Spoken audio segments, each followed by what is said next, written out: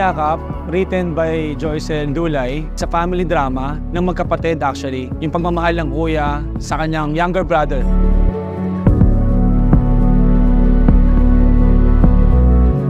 Mura ko bilis. Ang bagal mo kasi kung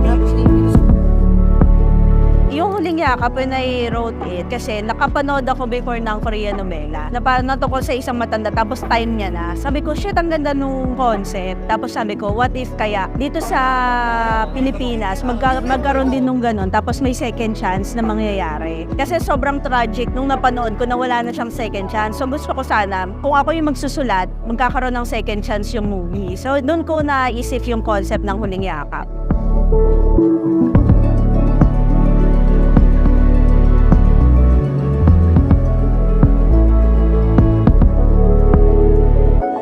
Pepe isang ordinaryong tao, na isang delivery driver na nakatira lang sa remote area na pilit na kinukuha ng mga private sector yung aming maliit na lupa na minana namin sa aming mga magulang.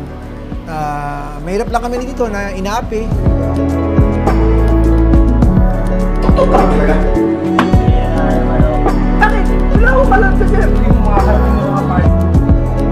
Si Toto po yung nagbibigay ng dahilan, ng kahalagahan para sa kuya niya kung ano po ang purpose ng kanilang magkapatid since dalawa na lang po kami. Si Toto po yung nagbibigay ng lakas, nagbibigay po ng inspirasyon sa kwento at sa buhay po ni Kuya Pepe.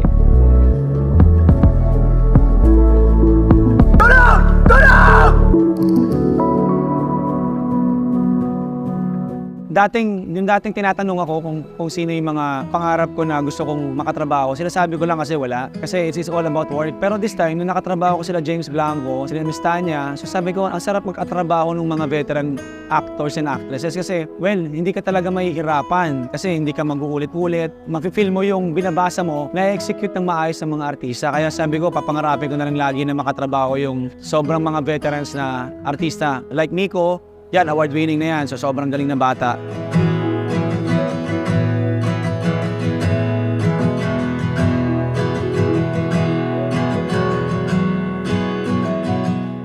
Sobrang cool, sobrang parang barkada. Sobrang bala mo, hindi director eh. Siyempre, ngayon, mga genre ngayon ng mga director ngayon, parang barkada mo na lang eh. Ang dali mo makausap, pag meron kang mga gustong inputs, ang daling magbigay ng tips sa kanila, smooth silang katrabaho, napakadali.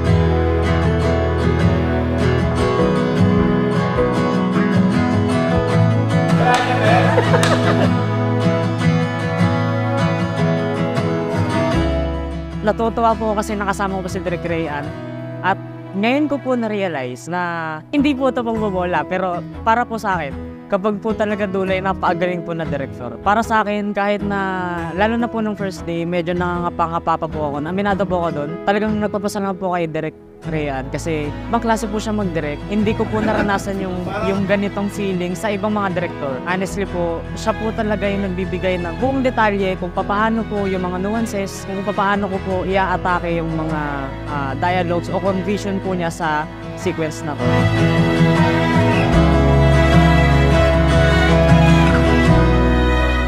So regarding our actors, so I'm happy with the acting of James Blanco and also yung mga lead roles. So lahat sila nagawa ng maayos yung kanilang roles and responsibility on the set.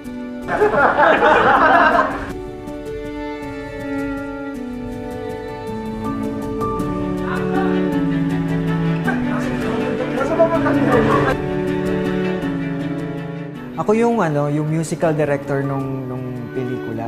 Ako yung naglagay ng music, mga sound effects, naglagay ng composition dun sa pelikula. Nilagay ko dun parang, syempre, kailangan mong ma-justify yung pelikula na sobrang ganda, no? So, pagka malungkot yung theme, kailangan madama ng mga tao sa musika mo. Tapos, mas madagdagan mo yung part na, halimbawa, na malungkot siya, kailangan sa musika mo, mas lalo mo pa siyang palungkotin. Nang yung mga tao is biglang magandahan dun sa pelikula na ginawa natin. So, bilang editor, walang magic. Wala ako masyadong stress, wala akong masyadong ginawa dyan. Ginawa ko lang yung trabaho ko. That's just basically. Kasi every shot, every sequence, shot with that intent. So kumbaga, idudugtug ko na lang sa kanya and bibigyan ng konting rhythm. With the cinematographer na si Ver, na kapatid din natin sa Philippine Society of Cinematography, Shili Masarap Paper.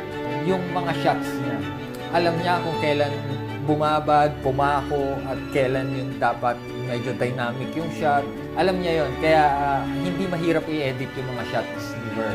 Every detail na gusto mangyari ni Direk Rayan, na execute naman ni Ver. So pagdating sa post, medyo madali siyang katayin, madali siyang ilatag. Pagdating doon sa mga technical naman na aspect ng pelikula tungkol sa pag-iilaw, sa mga anggulo, syempre kailangan din maramdaman ng mga tao na sa ilaw pa lang na parang maiiyak na sila. At sana nga, doon pa lang maiiyak na sila. Hindi lang basta natin to iniilawan na para maliwanagan lang yung mga mukha nila. Iniilawan natin to para mapalabas din yung istorya na gusto rin ipakita ni Direk Ray dito sa istorya na to.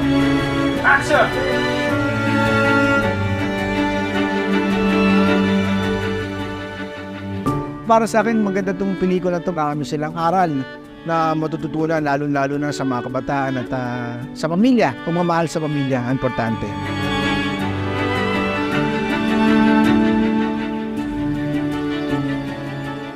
Hi guys, I'm Ryan Dulay, an actor-director. Sana supportahan niyo po yung Huling Yakap. Ito po yung aking latest film na ginawa. It's a family drama. Marami kayong matututunan. Kung yung dati namin, ang sinasabi namin, hashtag magdala ng panyo ngayon, hashtag magdala kayo ng bimpo. Kasi talagang iiyak po kayo sa pelikula. Hello po, ako po si Nico Laurente. Ako po ay gaganap na Toto dito sa Huling Yakap. Abangan niyo po itong pelikula na to. Kasama ko po dito si Sir James Blanco at Miss Tanya Gomez. Directed by Direk Rayan Dulay.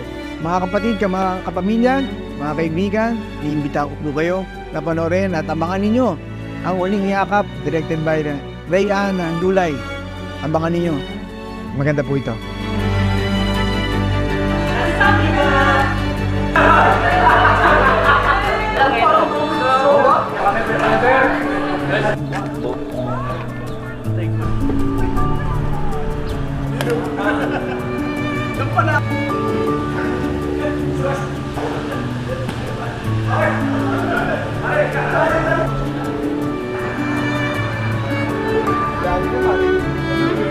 Bye.